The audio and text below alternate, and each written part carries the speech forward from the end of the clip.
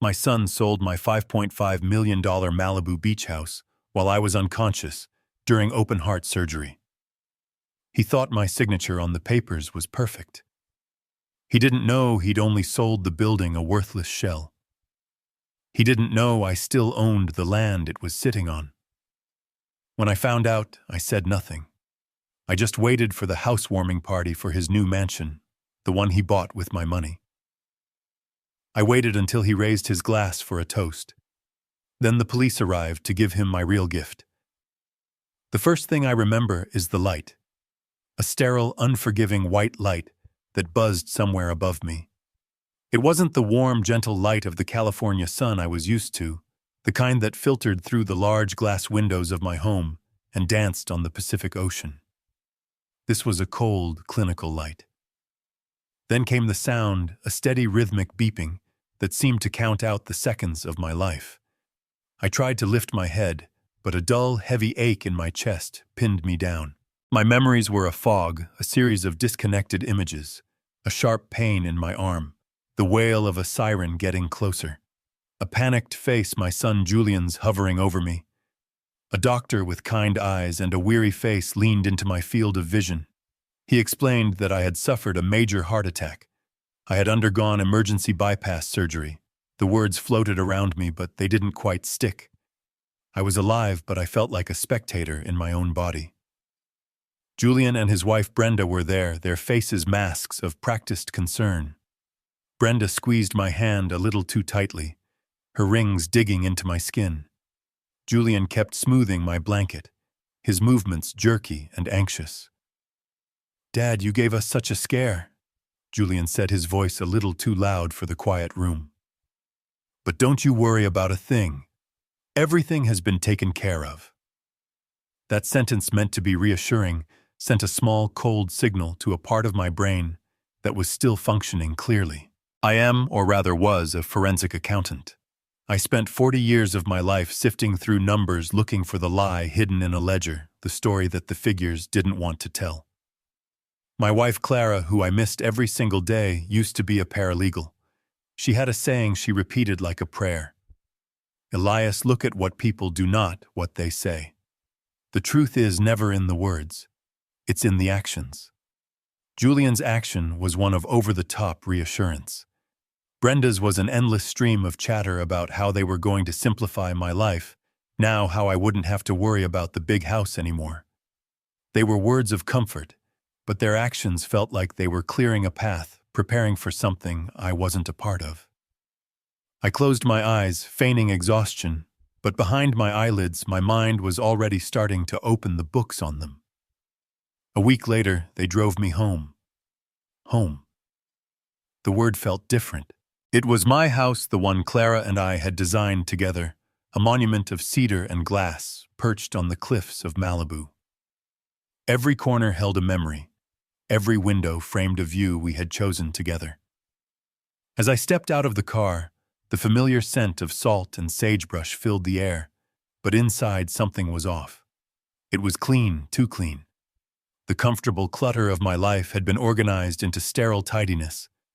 A few of Clara's favorite little sculptures were missing from the mantelpiece, and there was a faint, almost imperceptible smell of fresh paint in the hallway. Brenda chattered on about how they'd had the place professionally cleaned as a welcome home gift. Julian was unusually quiet, busy with his phone. As he rushed to get my bags from the trunk, a single sheet of paper slipped from his leather briefcase and drifted onto the driveway. He didn't notice. I bent down slowly, my chest aching with the effort, and picked it up. It was a printed email. The subject line read, "Final Appraisal 1217 Pacific Coast Highway." My address. My eyes scanned the body of the email. It was from a high-end real estate appraisal firm.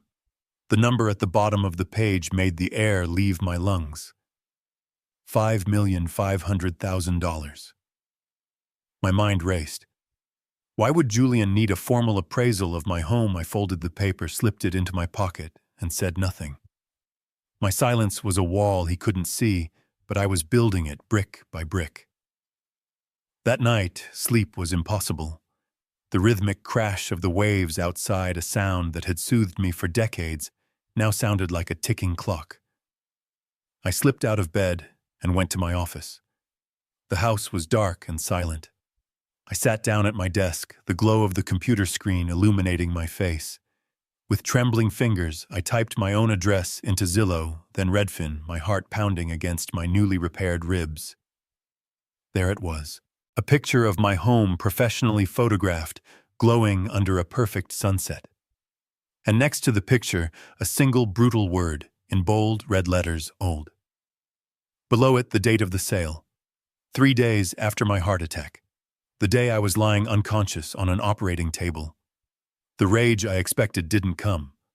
There was no fire, no desire to scream. Instead, a glacial calm settled over me. It was the same feeling I used to get right before I untangled a complex web of financial fraud. The anger was there, but it was a cold, focused energy. My son had sold my home from under me while I fought for my life. This wasn't a misunderstanding. This was a calculated act of betrayal. And as a forensic accountant, I knew one thing above all else: you don't make a move until you have all the evidence. My first step was to confirm the unthinkable. I knew that property records in Los Angeles County were public information. It was my field of expertise. I navigated the county registrar's website, a system I knew as well as my own backyard. I typed in the parcel number for my property, a string of digits I knew by heart. The screen loaded, and the documents appeared. There it was in black and white, an official notarized deed of transfer. My eyes scanned the document. The buyer was a corporation I'd never heard of, a numbered LLC, a common way to obscure the identity of a wealthy buyer. My gaze moved to the seller's signature line. It was my name, Elias Vance, written in a shaky, uncertain hand. It was a forgery, and a clumsy one at that. He hadn't even gotten the loop on the E right. It was the signature of someone trying to imitate an old man's hand, someone who thought I was too weak, too frail, too close to death to ever notice. They had used a power of attorney document likely signed when I was being wheeled into surgery, a standard form I wouldn't have even questioned. They had used my moment of ultimate vulnerability to strip me of everything I had ever worked for, everything Clara and I had built. The signature wasn't just a forgery. It was an act of profound contempt. It was Julian's way of saying, "You are already gone." He was wrong. The betrayal was complete, but my investigation had just begun. He had closed a chapter. I was about to open a case. My hand was steady as I picked up the phone. I didn't call Julian. A direct confrontation was for amateurs, for people ruled by emotion. I was a man ruled by numbers and process. There was only one person I could call. The number was memorized, a relic from a past life that had suddenly become my present. It rang twice before a familiar gravelly voice answered. "Sterling?" "David," I said, my voice even. "It's Elias." There was a pause, and then the warmth of a 40-year friendship. "Elias, it's good to hear your voice. I heard about the surgery. How are you holding up?" "The doctors say I'm fine," I replied, cutting through the pleasantries. "But I have a situation here. A professional one." David's tone shifted instantly, the warmth replaced by the sharp focus of the FBI agent he used to be. "Go ahead." I laid it out for him, not as a heartbroken father, but as if I were presenting a case file. I told him about the hospital, the suspicious words, the appraisal, the online property record, and the forged signature. I was concise, factual, and devoid of emotion. When I finished, there was a long silence on the other end of the line. "Elias," David said finally, his voice grim. "This is big, bigger than you think. This isn't just a family dispute. We're talking about multiple federal offenses. Wire fraud, aggravated identity theft, elder fraud. The list is long. The fact that you were medically incapacitated makes it a slam dunk for the prosecutor." "I know," I said. "What's my next move?" "Your next move is to do absolutely nothing," David commanded. "Do not speak to Julian. Do not speak to Brenda. You are now a victim in an active investigation, even if it's one only you and I know about right now. Your house is a crime scene. You need to act like the same frail old man they think you are. Do you understand? I understand. Good, David said. Now we need to build our own file, a clean one completely separate from what they did. I need you to get your bank statements going back 6 months. I need any and all correspondence with Julian and Brenda. Most importantly, I need you to find every single original document you have related to that house. The deed, the mortgage papers, the blueprints, anything your wife Clara might have kept. You cannot let Julian know you're looking for these things. He sold your house, Elias. You are in his mind a guest there now. He's just letting you stay out of the goodness of his heart until he decides where to put you. The words were harsh, but David was right. He was framing the narrative, forcing me to see the cold, hard reality of the situation. Through our conversation, memories surfaced of the cases we had worked on together years ago. I was the one who could find a single misplaced decimal point in a sea of data that could bring down a corporation. David was the one who could take that single data point and build an ironclad case around it. We were a good team. My skills hadn't vanished. They had just been dormant. David's instructions were clear. The game was afoot, and I knew exactly how to play my part. I was no longer just Elias Vance, the grieving widower. I was Elias Vance, the forensic accountant, and my son's life was now an open ledger waiting to be audited. After my call with David, I knew where I had to look. Clara was meticulous, a record keeper of the highest order. While I saw the world in numbers, she saw it in paper trails, in clauses and subclauses. She always said, the fine print is where the truth lives.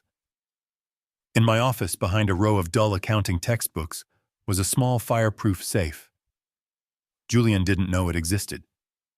I spun the combination, the familiar clicks echoing in the silent house. Inside, past old stock certificates and my passport, was a heavy dark green metal box. It wasn't locked. Clara didn't believe in putting a lock on top of a lock. Her security was in the complexity of the contents. On top of the box was a single yellowed label with her elegant handwriting, Vance Family Trust. I lifted the lid. Inside, organized with perfect precision, was a stack of documents bound in legal blue covers. It was the entire history of our home, from the first survey of the raw land to the final construction permits. But underneath it all was a much thicker document. The title page read, The Vance Family Irrevocable Trust Agreement, and I spent the next 2 hours reading, and with every page a sense of awe washed over me. What Clara had done all those years ago was an act of pure legal genius. I picked up the phone and dialed a number in New York City. A sharp, professional voice answered on the first ring. Alicia Reed. Alicia, I said. It's your Uncle Elias. Uncle Elias? Her voice immediately warmed. Alicia was Clara's niece, a brilliant corporate lawyer who had inherited all of her aunt's intelligence and tenacity. I heard about your surgery. Are you all right? I'm recovering, I said, my voice steady. But I need you to fly out to California, immediately. It's about your Aunt Clara's trust. The urgency in my tone cut through the line. There was no hesitation. I'll be on the first flight in the morning. True to her word, Alicia arrived the next afternoon. She sat in my living room, the Pacific Ocean glittering behind her, and laid the documents from the green box across the coffee table. She read in silence, her eyes scanning the pages with an intensity that reminded me so much of Clara. She cross-referenced documents, made notes in the margins, and occasionally let out a low whistle of admiration. After nearly 3 hours, she finally looked up from the papers. Her face was a mixture of professional respect and sheer disbelief. She leaned forward, her eyes locked on mine. Uncle Elias, she said, her voice barely above a whisper. Aunt Clara was a fortress. Julian didn't sell your house. She paused for dramatic effect, a little trick she probably used in the courtroom. That idiot only sold the building. I stared at her, not quite understanding. Alicia picked up 2 separate documents. This is where the magic is, she explained, her energy rising with excitement. When you and Aunt Clara bought this land 30 years ago, She structured the deal in a way that I have only seen in complex commercial real estate transactions, never for a private home. It's brilliant. First, she created the Vance Family Irrevocable Trust. The trust, and only the trust, owns the land itself. The multi-million-dollar cliffside plot we are sitting on right now belongs to the trust. She pointed to the second document. This is the deed for the physical house. The wood, the glass, the foundation. The structure itself is legally a separate entity, and it was owned by you. What Julian forged your signature on was the deed to the house, the building. He had no legal authority to touch the trust, so he couldn't sell the land. It started to sink in, a slow, dawning realization of my wife's incredible foresight. But the buyer paid $5.5 million, I said, thinking aloud. They wouldn't do that just for the structure. Alicia smiled a predator's smile. Exactly, because no one in their right mind would. Which brings us to the masterstroke. She held up a third document, a much thinner one. This is a 99-year ground lease. The structure owned by you was legally leasing the land from the trust for $1 a year. The lease contains a standard but crucial clause that any transfer of ownership of the structure must be approved by the trust's board, which is me and you. Since that didn't happen the moment Julian's fraudulent sale went through, he automatically voided the lease. She let the implications hang in the air. So what does this mean? I asked. Alicia leaned back, the sunlight catching the triumphant glint in her eye. It means that a very wealthy man, this Mr. Harrison, has just paid $5.5 million for a building that he has absolutely no legal right to keep on our land. After my call with David, I knew where I had to look. Clara was meticulous, a record keeper of the highest order. While I saw the world in numbers, she saw it in paper trails, in clauses and subclauses. She always said the fine print is where the truth lives. In my office, behind a row of dull accounting textbooks, was a small fireproof safe. Julian didn't know it existed.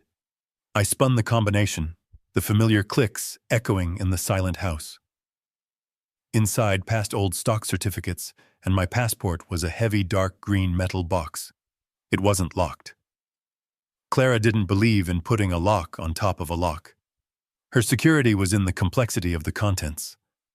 On top of the box was a single yellowed label with her elegant handwriting, Vance Family Trust. I lifted the lid. Inside, organized with perfect precision, was a stack of documents bound in legal blue covers. It was the entire history of our home, from the first survey of the raw land to the final construction permits. But underneath it all was a much thicker document. The title page read, The Vance Family Irrevocable Trust Agreement. I spent the next 2 hours reading, and with every page a sense of awe washed over me. What Clara had done all those years ago was an act of pure legal genius. I picked up the phone and dialed a number in New York City. A sharp professional voice answered on the first ring. Alicia Reed. Alicia, I said. It's your Uncle Elias. Uncle Elias. Her voice immediately warmed. Alicia was Clara's niece, a brilliant corporate lawyer who had inherited all of her aunt's intelligence and tenacity. I heard about your surgery. Are you all right? I'm recovering, I said, my voice steady. But I need you to fly out to California, immediately. It's about your Aunt Clara's trust. The urgency in my tone cut through the line. There was no hesitation. I'll be on the first flight in the morning. True to her word, Alicia arrived the next afternoon. She walked into my living room, not with the sympathy of a relative, but with the focused energy of a litigator stepping into a courtroom. She was all business, her dark hair pulled back neatly, a leather satchel full of legal pads and pens in her hand. We exchanged brief pleasantries, but she could see in my eyes that this was not a social call. I simply pointed to the green metal box which I had placed in the center of our large oak coffee table. That's everything, I said. Everything Clara kept. Alicia nodded, taking off her blazer and draping it over a chair. For the next 3 hours, the only sounds in the room were the rustle of old paper, the scratch of her pen on a legal pad, and the distant crash of the waves on the shore below. She worked with a methodical grace that was pure Clara. She carefully laid out each document in chronological order, creating a timeline of our life together, told through deeds, permits, and contracts. She read with an unblinking intensity, her brow occasionally furrowing in concentration, her lips moving silently as she absorbed complex legal jargon. I sat in my armchair watching her. In her focus, I saw my wife so clearly it ached. I remembered Clara sitting at this very table late at night, long after I had gone to bed, surrounded by these same papers. I was the numbers man, the one who made the money. But she was the protector, the one who built the walls to keep our world safe. I had always thought she was just being overly cautious, a bit of a pessimist. I saw now that she wasn't pessimistic. She was a strategist. She was playing a long game of chess against a future she somehow anticipated, a future where the biggest threat to our family might come from within. About 2 hours into her review, Alicia suddenly stopped. She was holding the thick trust agreement in one hand and the original land deed in the other. She read a passage from the trust, then glanced at the deed, then back to the trust. A low whistle escaped her lips. It was a sound of pure, unadulterated admiration. She took a deep breath and continued reading, but now a small, almost imperceptible smile played on her lips. She had found something. She had seen the outlines of the fortress Clara had built. When she was finally done, she neatly stacked all the papers back into their respective folders. She took off her reading glasses, cleaned them deliberately, and then looked at me. Her professional demeanor had been replaced by something else, something fierce and protective. "Uncle Elias." She began, her voice quiet but ringing with clarity. "I've handled hostile takeovers for billion-dollar companies. I've seen some of the most complex legal maneuvering you can imagine. But I have to say, your wife, my Aunt Clara, was an absolute genius." I leaned forward, my hands gripping the arms of my chair. Alicia picked up the forged deed of sale that I had printed from the county website and held it between her thumb and forefinger as if it were a piece of trash. "Julian thinks he sold this house," she said, her voice dripping with contempt. "He thinks he pulled off the perfect crime, selling your most valuable asset while you were helpless." She then pointed to the mountain of carefully organized documents on the table. "What he doesn't know is that Aunt Clara made sure that the house was never the most valuable asset." She let the statement hang in the air, the waves crashing outside providing a dramatic underscore. "Julian didn't sell your house," she said, her eyes locking onto mine, a triumphant fire burning within them. "That idiot only sold the building." I stared at her, the words hanging in the air, refusing to make sense. "Only the building, Alicia." "What are you talking about?" "The man paid $5.5 million. That's the value of the house and the land combined." Alicia's smile was thin and sharp, the kind that won court cases. "Exactly," she said. "He paid for a $5.5 million view, but he only bought the window. Allow me to explain the masterpiece your wife created." She stood up and began to pace in front of the large window, using the vast expanse of the Pacific Ocean as her backdrop. She picked up the thickest document from the coffee table, the trust agreement. "Exhibit A," she said, holding it up. "The Vance Family Irrevocable Trust.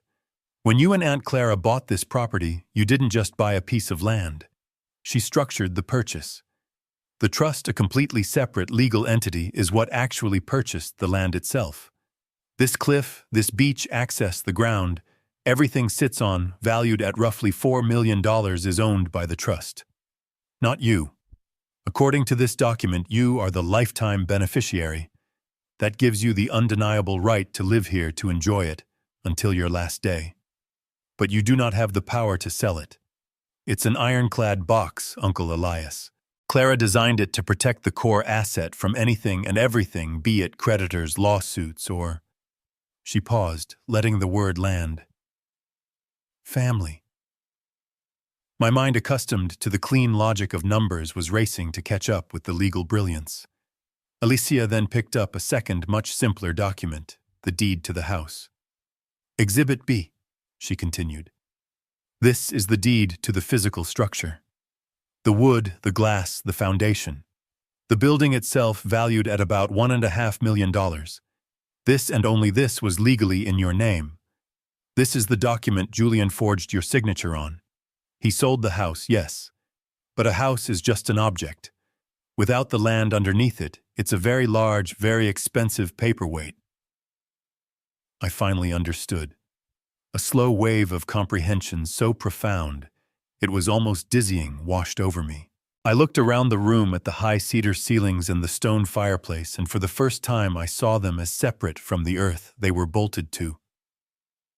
"But how can that be legal?" I asked. "How can you own a house on land you don't own?" Alicia beamed, clearly impressed by her aunt's genius. "That, Uncle Elias, is the final beautiful piece of the puzzle. Exhibit C." She held up a single crisp piece of paper. "The ground lease. Aunt Clara had the trust lease the land to you, the owner of the building, for a term of 99 years for the price of $1 a year. It's a legal mechanism often used for skyscrapers in Manhattan, not beach houses in Malibu. It was an act of pure foresight." She walked over and placed the document in my hands. Her finger pointed to a specific paragraph, Clause 7b. "And here is the kill shot," she said. "The lease explicitly states that any unauthorized sale or transfer of the structure's ownership immediately voids the lease agreement. The moment Julian's fraudulent sale was registered with the county, he didn't just sell your house, he triggered a legal time bomb." She let me absorb the information, then she delivered the final, devastating summary. "So, to put it all together," Alicia said, her voice calm and lethal, "your son Julian forged your signature to sell a $1.5 million building. The buyer, this Mr. Harrison, was foolish enough to pay $5.5 million for it, thinking he was getting the land too. But what he actually bought was a building that, as of this moment, is illegally trespassing on the $4 million property of the Vance Family Trust. He didn't just get a bad deal, Uncle Elias. He bought a multi-million-dollar problem that he is now legally required to remove from our land." With the full scope of Clara's plan revealed, the grief in my heart was joined by a new, powerful feeling, resolve. Alicia transformed my quiet home office into a war room. The warmth and memories were still there, but now they were overlaid with a cold, strategic purpose. She sat at my desk, the one Clara had used for so many years, and began to draft the first official communication. It was a letter, but in the world of law, a letter like this is a declaration of war. It was addressed to Mr. James Harrison, the new unwitting owner of a very expensive problem. I watched over her shoulder as she typed. The language was not emotional or accusatory. It was precise, clinical, and absolutely lethal. Each sentence was a carefully crafted blow. The letter informed Mr. Harrison that his recent acquisition of the property at 1217 Pacific Coast Highway was the result of a fraudulent conveyance. It detailed that the seller's signature was a forgery executed while the legal owner, myself, was medically incapacitated and unconscious. It went on to explain, with referenced attachments of the relevant trust and lease documents, the legal separation of the structure and the land. And then came the final paragraph, the one that would turn Mr. Harrison's dream investment into a nightmare.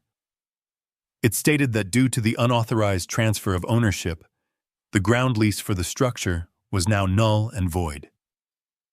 As the land was the legal property of the Vance Family Trust, Mr. Harrison's building was now considered a trespassing structure.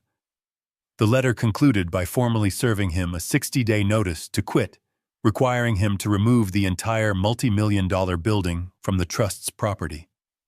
The letter was printed on heavy cream-colored legal stationery. It was sent via certified mail with a return receipt requested. The first move had been made. The response came 4 days later, not in writing, but in the form of a phone call to Alicia from a lawyer with a slick, condescending voice. He introduced himself as Mr. Harrison's legal counsel. I listened on speakerphone as he laughed dismissively. "Ms. Reed," he began.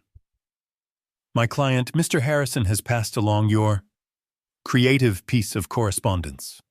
Let me be blunt. We see this for what it is, a pathetic attempt at extortion. A shakedown. You and your senile client seem to think you can squeeze a few extra dollars out of a man of Mr. Harrison's stature. It's not going to happen."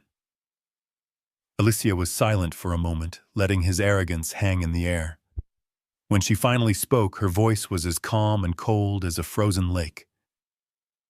"Counselor," she said, "I suggest you advise your client to read the documents we provided more carefully. This is not a negotiation. It's a notification. Your client has 56 days remaining to remove his trespassing property. After that, the Vance Trust will begin filing for damages. And as for my client's state of mind, we have medical records and a sworn affidavit from his cardiac surgeon. The only party committing extortion here is your client, who is currently in possession of an asset purchased through felonious means. Have a good day." She hung up the phone without waiting for a reply. Mr. Harrison, like my son, had made the fatal mistake of underestimating us. While Alicia handled the civil front, I worked with David Sterling on the criminal one. This was my territory. David, using his old contacts, helped Alicia secure a subpoena for Julian's bank records. When the statements arrived, I felt a familiar thrill, the cold excitement of a hunter finding the tracks. I spread the pages across my dining room table, and there it was. A single wire transfer dated the day of my surgery. $5,500,000 deposited into a new account under Julian's name. He had tried to be clever, moving the money around between different accounts afterward, but the initial deposit was the smoking gun. I traced every dollar, creating a flowchart that showed a large portion going to pay off debts, another chunk going towards the down payment on a new mansion in Beverly Hills, and a significant amount transferred to Brenda's personal accounts. It was a clear and obvious roadmap of their crime. We began to assemble our file for the district attorney. It was a work of art, a perfect and undeniable narrative of greed and betrayal. The first section contained high-resolution side-by-side comparisons of my real signature and the forgery on the deed. The second section was the financial evidence, my meticulously prepared charts showing the flow of money from the fraudulent sale. The third section was medical. It included a detailed sworn affidavit from my surgeon, Dr. Evans, outlining my critical condition and stating that I was unconscious and incapable of making any legal decisions at the time the documents were signed. The final section was David's contribution, a concise summary of the applicable state and federal laws that had been broken, complete with the potential prison sentences for each charge. When the file was complete, it was over 100 pages long. Alicia bound it in a professional blue cover. It was no longer just a collection of papers. It was a weapon. I watched her walk out of my house, the file tucked securely under her arm, on her way to the Los Angeles County District Attorney's office. There was no turning back now. The quiet, methodical work was done. The gears of a much larger, more powerful machine were beginning to turn, and they were turning slowly but surely right towards my son. A few weeks passed in a strange, tense quiet. I played the part of the recovering patient, speaking to Julian in short, simple phone calls. I never asked about the house. I never asked about the money. I gave him no reason to suspect that I was anything other than the frail, forgetful old man he believed me to be. I knew he and Brenda were busy spending their newfound fortune, and I was content to let them build their gilded cage bar by shiny, expensive bar. The silence was my greatest weapon. In the absence of questions, they filled the void with their own self-congratulations. Then the inevitable call came. I was sitting on my porch watching the pelicans dive into the waves when my phone rang with Julian's picture on the screen. I let it ring 3 times before answering, taking a slow breath and consciously making my voice sound a little weaker, a little more tired than I actually felt. "Hello, Julian." "Dad, how are you feeling?" he asked, his voice booming with an artificial energy. He didn't wait for an answer. "Listen, I have the most incredible news. Brenda and we closed a huge deal, a real game changer. I can't go into the details, business is business, but let's just say all my hard work has finally paid off in a big way. I could almost hear the smug grin on his face. I pictured him pacing around a large, empty room, his voice echoing slightly, the sound of a man trying to convince himself of his own greatness.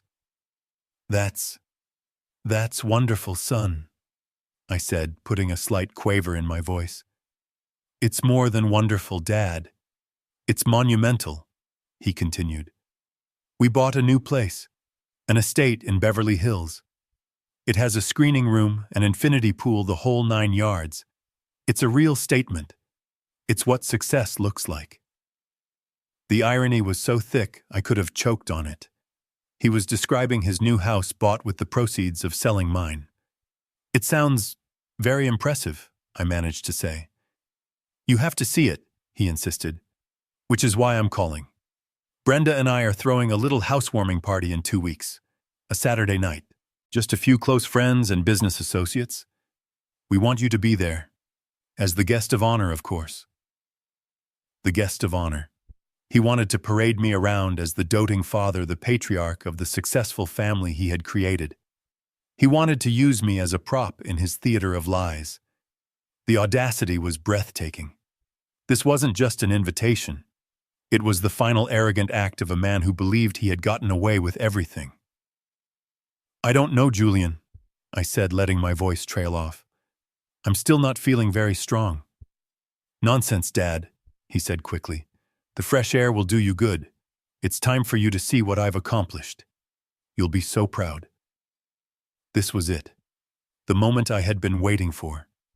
This was the opening they had given me. "All right, son," I said, my voice soft, almost a whisper. "If it's that important to you, I'll be there." I paused, letting him savor his victory, before I added the final perfect touch. "I'll be there to celebrate your accomplishment." "Fantastic, Dad, I knew you'd come around. I'll send a car for you. See you then." He hung up, no doubt feeling triumphant. I ended the call and immediately dialed a different number, creating a 3-way conference call with Alicia and David. I relayed the conversation word for word. When I finished, there was a moment of silence on the line. It was David who spoke first, his voice low and serious. "It's a gift," he said. "He just handed us the perfect stage for the final act, a public setting surrounded by his so-called friends and colleagues. It's clean, it's contained, and it sends the strongest possible message. It's better than we could have planned." Alicia's voice was sharp and focused. "I agree. I'll notify the DA's office immediately. They have the warrants ready. We just needed the right time and place. A housewarming party for a house he bought with stolen money. The optics are devastating. The arrest will be the centerpiece of the evening. And we finalized the details. The district attorney's office would have plainclothes detectives on standby just a few blocks away. David would be the one to enter the party first to give the signal. My role was simple: show up, act my part, and be the quiet eye of the hurricane. The trap was no longer just a plan on paper. It now had a date, a time, and a location. In 2 weeks, I would attend a party to celebrate my son's success, knowing that by the end of the night, his entire world would be reduced to ashes. The invitation had been offered, and I had accepted. The days leading up to the party were the strangest of my life. I existed in a state of profound and unsettling tranquility. The gears of justice were turning. The trap was set, and all that was left for me to do was wait. I spent my time in quiet rituals, walking the familiar paths of my life, as if to memorize them one last time, even though I was fighting to keep them. Each morning I would walk down the wooden steps from my deck to the beach. The sand was cool under my bare feet, and the rhythmic sigh of the waves washing ashore was a constant, steadying presence. This had been my routine with Clara for over 30 years. It was our church, our sanctuary. On the Thursday before the party, 2 days before the storm was set to break, I saw them. A pristine white truck with the logo Harrison Luxury Developments was parked where my son's car used to be. 2 men in crisp polo shirts were on my lawn, the one Clara had spent years cultivating with seagrass and native flowers. They had a surveyor's tripod set up and were unrolling a long measuring tape across the grass. A third man, presumably the foreman, was holding a tablet pointing toward the house and then toward the cliff edge. I stopped at the bottom of my steps, partially hidden by the wooden supports. I didn't move. I just watched. They were planning. They were measuring. They were so confident in their ownership, so certain of their right to be there, that they didn't even notice the old man watching them from the shadows. I could hear snippets of their conversation carried on the ocean breeze. Words like infinity edge, fire pit, and demolition of the old deck. They were discussing how they would erase every trace of the life Clara and I had built, replacing it with a monument to a rich man's ego. Another man might have stormed up the beach shouting, waving his arms, telling them to get off his property. But I felt nothing of the sort. My anger had been forged into something harder, colder, and far more patient. I watched them measure the ground, where I had taught Julian to throw a baseball, the spot where Clara and I had hosted countless summer barbecues with our friends. I watched them point to her rose garden, the one she had babied for decades, and talk about where the new hot tub would go. And I remained silent. My silence felt vast and powerful, like the deep ocean just beyond the breakers. They saw a quiet beach, an empty house. They couldn't see the legal tsunami that was gathering force just over the horizon, a wave that was about to crash down and sweep all their little plans and measurements away. They were measuring for a swimming pool, but they couldn't measure the depth of the deception that had brought them here. They were planning a foundation, but they were standing on ground that was about to give way beneath their feet. I stood there for nearly half an hour, a quiet ghost observing the desecration of his own life. The foreman eventually saw me. He gave a brief, dismissive nod, the kind you give to a neighbor or a groundskeeper. He saw an old man, nothing more. I gave a slow, deliberate nod in return. Let him think what he wanted. Let them all think they had won. Storms don't announce their arrival with thunder. They begin with a subtle shift in the air, a stillness that feels wrong. That stillness was me. As I turned and walked back up the steps, I knew that this was the last quiet morning. The next time I saw this beach, the world would be a very different place for my son and for the man who thought he now owned my home. The calm was almost over. The car Julian sent was a black silent limousine that felt more like a hearse than a mode of transportation. As we glided through the winding manicured streets of Beverly Hills, I felt like a ghost being ferried to his own funeral. We pulled up to a house that wasn't a home but a monument to money. It was a stark white cube of glass and concrete perched on a hillside glowing with an aggressive cold light. The thumping bass of the music vibrated through the floor of the car before we even came to a stop. This was the stage my son had built with the proceeds of his betrayal. I had chosen my costume for the evening with care. An old navy blue suit, the one I had worn to my own retirement party a decade ago. It was well made but hopelessly out of fashion, the fabric softened with age. It made me look exactly as they saw me, a relic, a man from a bygone era, someone to be pitied and managed. The driver, a young man in a crisp uniform, helped me out of the car.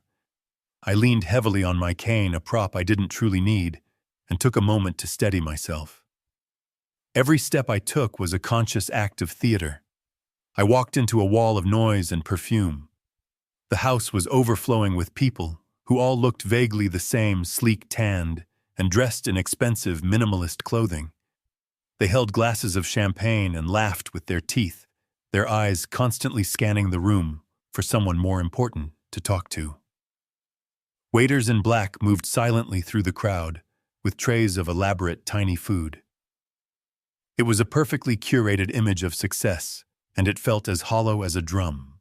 I saw them across the room near the massive floor-to-ceiling window that overlooked the glittering carpet of Los Angeles. Brenda was draped in a silver dress that shimmered under the recessed lighting, a diamond necklace sparkling at her throat. She was laughing, a high, brittle sound that didn't reach her eyes. Julian stood beside her, one hand holding a champagne flute, the other gesturing expansively as he spoke to a small, captivated audience. He was in his element, the king in his new castle. I heard snippets of his conversation as I slowly made my way through the crowd, an invisible old man in a sea of ambition.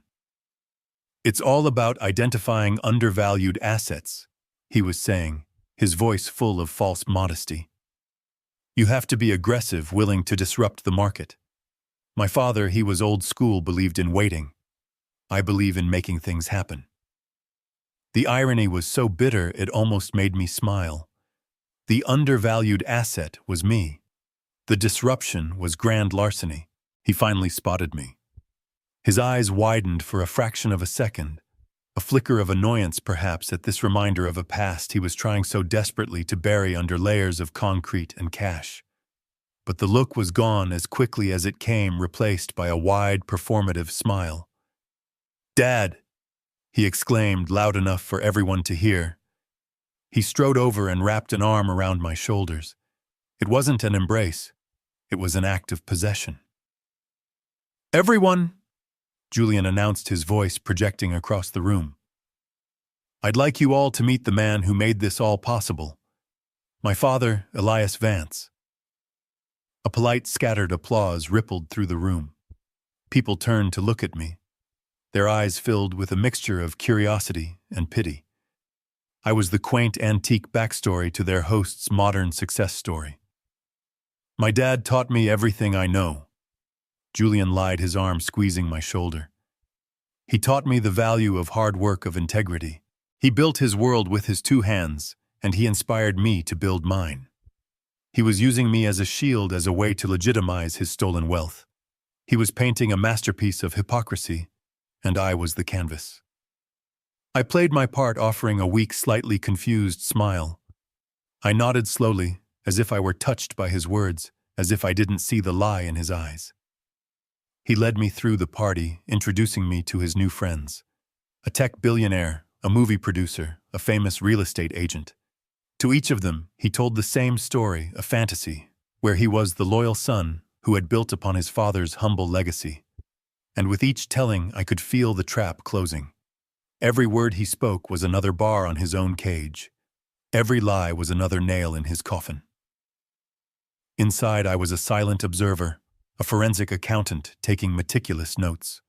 I saw the greed in their eyes. I saw the desperate need for validation in my sons. I saw a room full of people who had mistaken money for worth and success for character. They were all living in a beautiful, fragile house of cards, and I was holding the one card that could bring it all down. All I had to do was wait for the perfect moment. And I knew, as Julian tapped a glass to call for everyone's attention, that the moment was very, very close. The room fell into a reverent hush as Julian tapped a crystal champagne flute with his spoon. He stood in the center of the vast living room, a triumphant smile plastered on his face, Brenda beaming at his side. He raised his glass, the very picture of a man who believed he had conquered the world. "My friends," he began, his voice smooth and confident, "thank you all for coming to celebrate with us. They say that success is a journey, not a destination. But tonight," he paused, letting out a self-satisfied chuckle, "tonight feels pretty damn good as a destination." The crowd laughed along with him. Brenda and I wanted to share this moment with all of you, the people who have been with us on this incredible ride. This house is more than just a house. It's a symbol. It's a symbol of vision, of risk-taking, and of knowing when to make a bold move. He then turned his gaze toward me, standing quietly near a large potted fig tree. He motioned for me to come forward, but I simply shook my head, giving him a small, weak smile. He took that as his cue.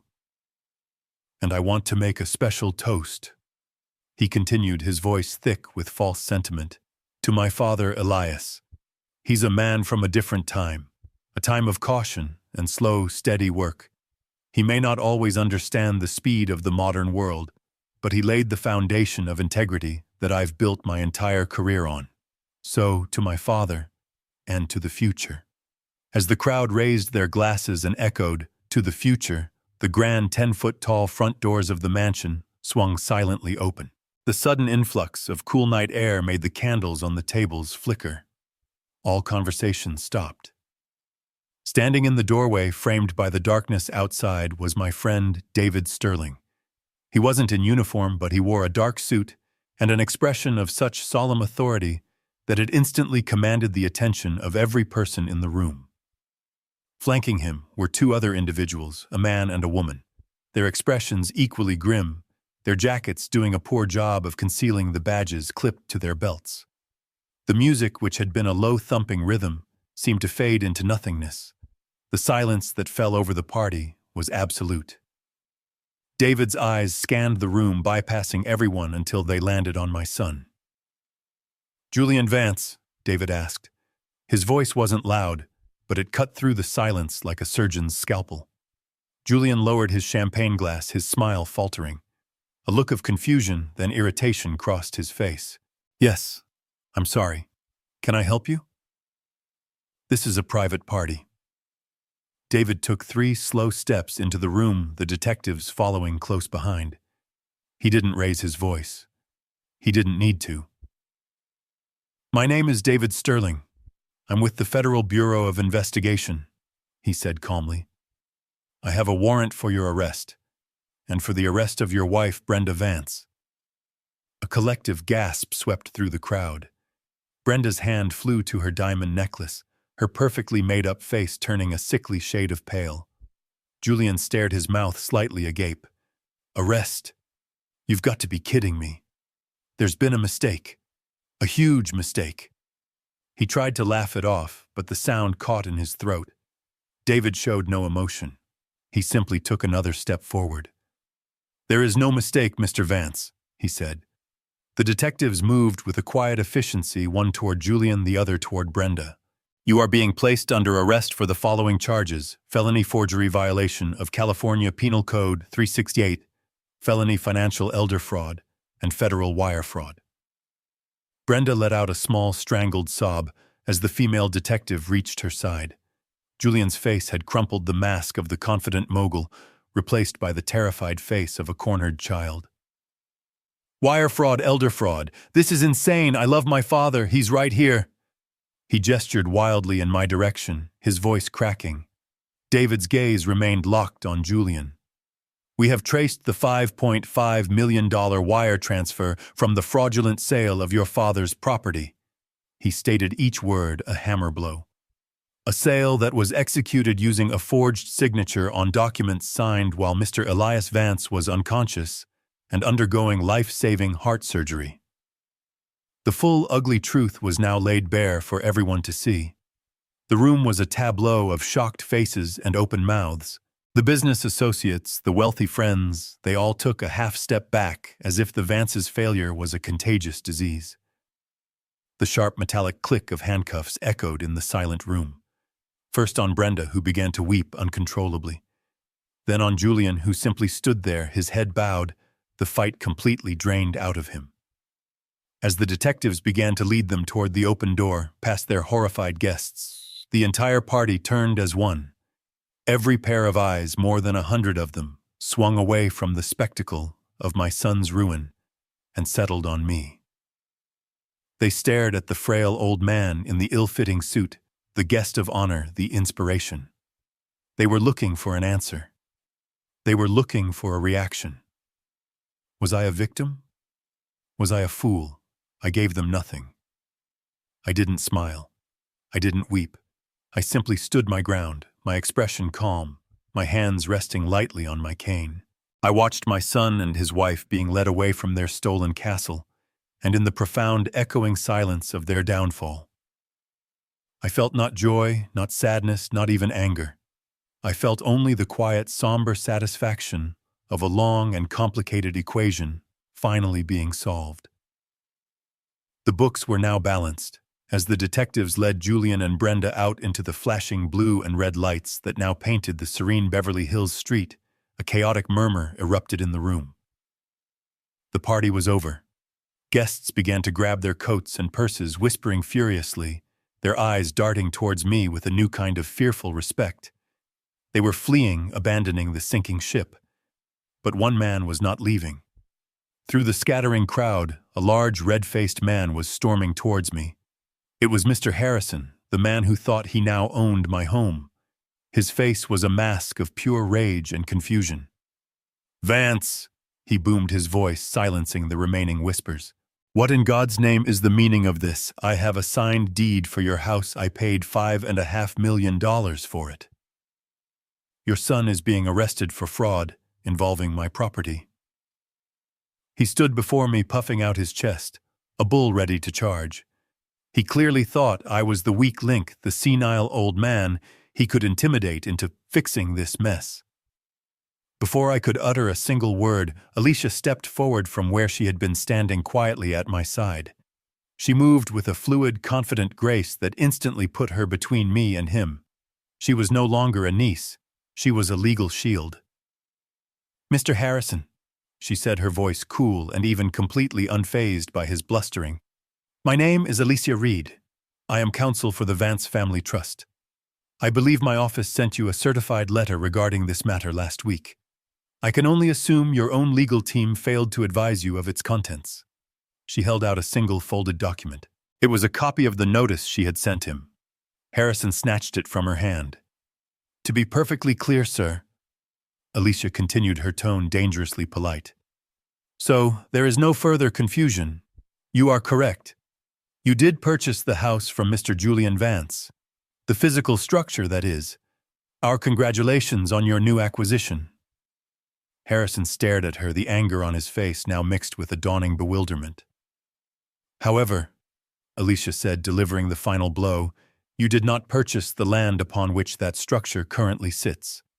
That land remains the exclusive property of the trust. The ground lease that made the house's presence on the land legal was irrevocably voided by the fraudulent sale. Your legal team appears to have overlooked that rather critical detail in their due diligence." She gestured to the paper in his hand. "That is a copy of your formal notice. You have 53 days remaining to remove your $1.5 million building from our $4 million property. Good luck with the logistics." The color drained from Mr. Harrison's face. The blustering rage vanished, replaced by the slack-jawed horror of a man watching his entire fortune fall off a cliff. He was a businessman. He understood the numbers instantly. He understood the catastrophic mistake he had made. He had been so blinded by the prize, so confident in his power, that he had failed to look at the fine print. He had been swindled by my son's desperate con and undone by his own arrogance. He stared at the piece of paper in his hand as if it were a venomous snake, a worthless deed to a hollow victory. The final punch had landed. The weeks that followed the party were a blur of legal proceedings, a slow, grinding process that took place in sterile offices and quiet courtrooms far from the drama of that night in Beverly Hills. The fallout was exactly as David and Alicia had predicted, swift, brutal, and absolute. The case the district attorney had against Julian, and Brenda was, in the prosecutor's own words, a fortress. The evidence was not just a smoking gun, it was an entire arsenal.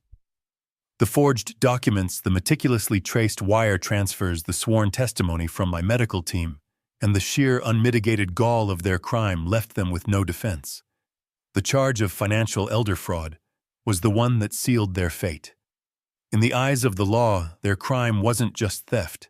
It was a predatory act against a vulnerable person. It stripped away any possibility of leniency, any chance of portraying it as a simple family dispute over money. A jury would see only a son and his wife robbing their own father and grandfather while he lay near death. Faced with an unwinnable trial and the prospect of decades in prison, they both accepted a plea deal.